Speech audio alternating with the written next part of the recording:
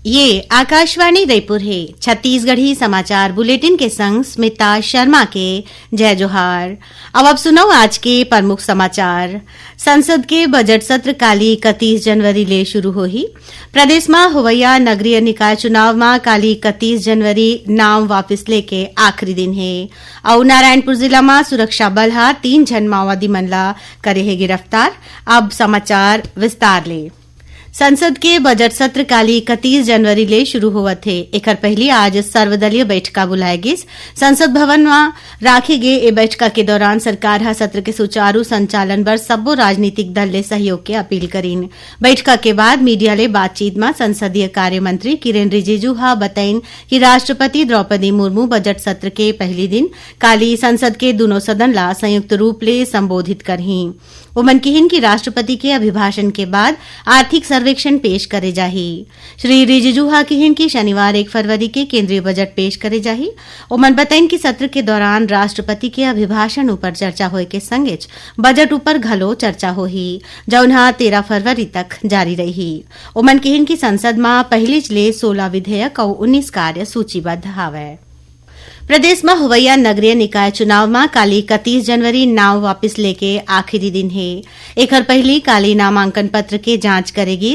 प्रदेश भर में महापौर पद पर 109 ठन नामांकन मिले रही, जेमाले 2 ठन निरस्त करेगी।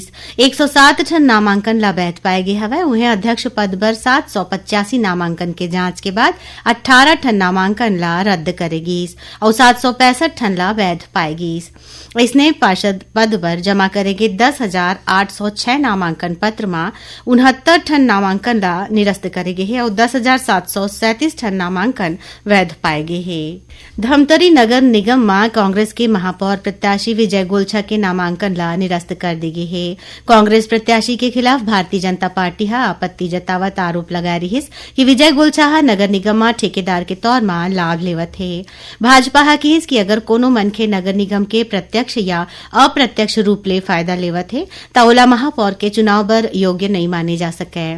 ये आरोप के बाद धमतरी के रिटर्निंग अधिकारी इंदिरा सिंह अपन पक्ष राखे बर कांग्रेस प्रत्याशी विजय गोलछा ला आज मंझनिया तक समय दे रहीन।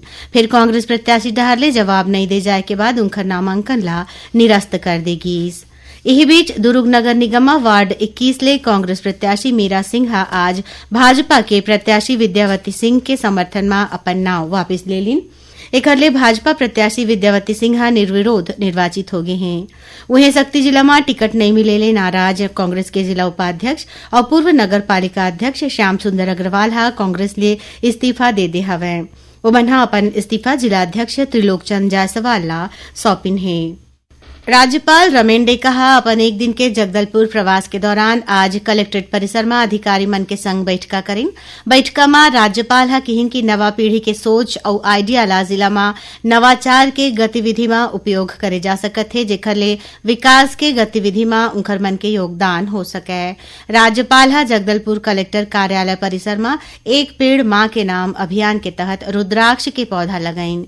अपन प्रवास के दौरान राज्यपाल दंतेवाड़ा में वन विभाग डहारले बनेगे वन मंदिर वाटिका के भ्रमण करीन। ये मौका में उमन कदम के पौधा लगाइन और वन मंदिर वाटिका में पर्यटन और पर्यावरण के दृष्टि ले करेगे पहल के तारीफ करीन।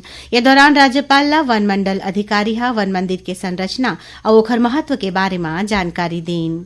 नारायणपुर जिला में सुरक्षा बल 3 जन माओवादी मन ला गिरफ्तार करे है। ये माओवादी मन ऊपर पाछू बछर 17 अक्टूबर के कोडलियार के जंगल में सुरक्षा बल ऊपर आईडी विस्फोट करके फायरिंग के घटना में शामिल रहे के आरोप है। ये घटना में आईटीबीपी के 2 जन जवान मन मारे गे रहीन, उन्हें 2 जन दूसर जवान मन घायल हो गए रहीन। ये माओवादी मन ला सुरक्षा बल कोहका मेटा थाना क्षेत्र के कोडलियार के जंगल में घेराबंदी करके पकड़े है।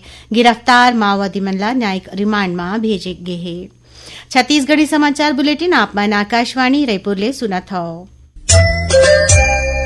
छत्तीसगढ़ के खबर ले है आपकी वास्ता और खबर के विश्वसनीयता ले है हमार वास्ता। आकाशवाणी समाचार रायपुर के प्रादेशिक समाचार बुलेटिन के संगे संग हमार समसामयिक कार्यक्रम आप रेडियो के संग अपन मोबाइल में घलो सुन सकत हो। आकाशवाणी समाचार फेसबुक, ट्विटर और यूट्यूब में घलो हावय। हमार फेसबुक पेज हरे Chhattisgarh news on AIR, Twitter handle CGAIR news और हमार यूट्यूब चैनल हरे छत्तीसगढ़ AIR न्यूज। तो अब रेडियो के संगे संग आपके मोबाइल के माध्यम ले हम आप तक पहुँचत हन। छत्तीसगढ़ के हर खबर पर सुनत रहो आकाशवाणी समाचार। अब आगू बाढ़बो बाचे समाचार कोती। उच्च शिक्षा विभाग डहाले गुणवत्तापूर्ण शिक्षा बर रोड मैप विषय में रायपुर में 2 दिन के राज्य स्तरीय कार्यशाला के आयोजन करे जावत है। ए मौका में राज्यपाल रमेंडे कहा कि विश्वविद्यालय में अनुसंधान गतिविधि ला प्रोत्साहित करेले ज्ञान आधारित अर्थव्यवस्था ला बढ़ावा मिलही। राज्य निर्वाचन आयुक्त अजय सिन्हा नगरीय निकाय और त्रिस्तरीय पंचायत चुनाव के पहली तैयारी के जानकारी लेबर 1 दिन के प्रवास में आज सरगुजा पहुंचिन। ए दौरान श्री सिन्हा शासकीय पॉलिटेक्निक कॉलेज में बनाए गए स्ट्रांग रूम और मतगणना स्थल के निरीक्षण करीन। ओमन स्ट्रांग रूम में सुरक्षा व्यवस्था, सीसीटीवी समेत जम्मो जरूरी सुविधा सुनिश्चित करे के निर्देश दीन। ए दौरान ओमन मतदान दल के प्रशिक्षण के घलो अवलोकन करीन और मास्टर ट्रेनर मन ला मतदान प्रक्रिया के जम्मो पहलू ले अवगत करायबर किहिन। राष्ट्रपिता महात्मा गांधी के 77वां पुण्यतिथि में आज बिहनिया नई दिल्ली में राजघाट में गांधी जी के समाधि में सर्वधर्म प्रार्थना के आयोजन करेगी। यह दौरान राष्ट्रपति द्रौपदी मुर्मू, उपराष्ट्रपति जगदीप धनखड़, प्रधानमंत्री नरेंद्र मोदी और विपक्ष के नेता राहुल गांधी हा महात्मा गांधी के समाधि में पुष्पांजलि अर्पित करेन। प्रधानमंत्री हा सोशल मीडिया पोस्ट में कहिन कि महात्मा गांधी के आदर्श देशवासी मन ला विकसित भारत के निर्माण बर प्रेरित करथे। राष्ट्रपिता महात्मा गांधी के पुण्यतिथि शहीद दिवस में आज स्वतंत्रता संग्राम में अपन प्राण के आहुति देवैया वीर शहीद मन ला रायपुर के राजभवन में 2 मिनट के मौन राख के श्रद्धांजलि देगी। उहे मुख्यमंत्री विष्णुदेव साय मुख्यमंत्री निवास कार्यालय में महात्मा गांधी के चित्र में फूल चढ़ा के उमन ला अपन श्रद्धांजलि दीन। श्री साय कहिन कि गांधी जी हा सत्य, अहिंसा और सत्याग्रह के माध्यम ले भारत ला आजादी देवाय में बड़े भूमिका निभाइन। सीजीपीएससी घोटाला मामला में जेल में बंद पीएससी के पूर्व अध्यक्ष टामन सिंह सोनवानी के साला देवेंद्र जोशी और उनकर पत्नी झंगिता जोशी ला रायपुर के सिविल लाइन थाना पुलिस गिरफ्तार कर ले है। ये दोनों ऊपर नौकरी लगाए के नाव में 9 जन लोगन ले करीबन 1.5 करोड़ रुपया के ठगी करे के आरोप है। ये दोनों आरोपी मन अपन आपला बड़े अधिकारी के रिश्तेदार बता के पीड़ित मन ला विशेष अनुशंसा में फूड इंस्पेक्टर, लेक्चरर और पटवारी के पद में नौकरी दिवाए के लालच देवत रहीन। उन्हें पैसा लेके बाद फर्जी नियुक्ति प्रमाण पत्र दे के पीड़ित मन ले रकम लेवत रहीन। गरियाबंद में तोता के तस्करी करे के मामला में वन विभाग एक जन मनखे ला 26 टन तोता के संग पकड़े है। आरोपी गंगा सिंह वघेला गरियाबंद के रहैया है। तोता ला बेचे के फिराक में आरोपी छुरा ले रायपुर जावत रहीस। यही बीच दिल्ली के अधिकारी मन ले वन विभाग ला तोता बेचे के सूचना मिली, जेकर बाद वन विभाग के अधिकारी मन तोता के खरीदार बन के कार्रवाई करेन। भिलाई में प्रोफेसर विनोद शर्मा ऊपर हुए जानलेवा हमला के मामला में मुख्य आरोपी के पत्नी ला बिना कारण के गिरफ्तार करे और करीबन 15 घंटा तक पूछताछ करे के मामला में न्यायालय संबंधित 2 थाना प्रभारी के खिलाफ एफआईआर दर्ज करे के निर्देश दे है।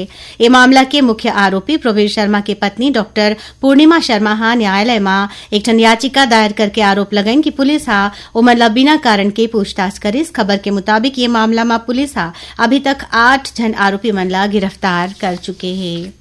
आखिर में प्रमुख समाचार एक घाव फिर। संसद के बजट सत्र काली 31 जनवरी ले शुरू होही। प्रदेश में होवैया नगरीय निकाय चुनाव में काली 31 जनवरी नाव वापस लेके आखिरी दिन है और नारायणपुर जिला में सुरक्षा बल 3 जन माओवादी मन ला करे है गिरफ्तार। एकरे संग छत्तीसगढ़ी समाचार बुलेटिन इहे सिरावत है। जय जोहार।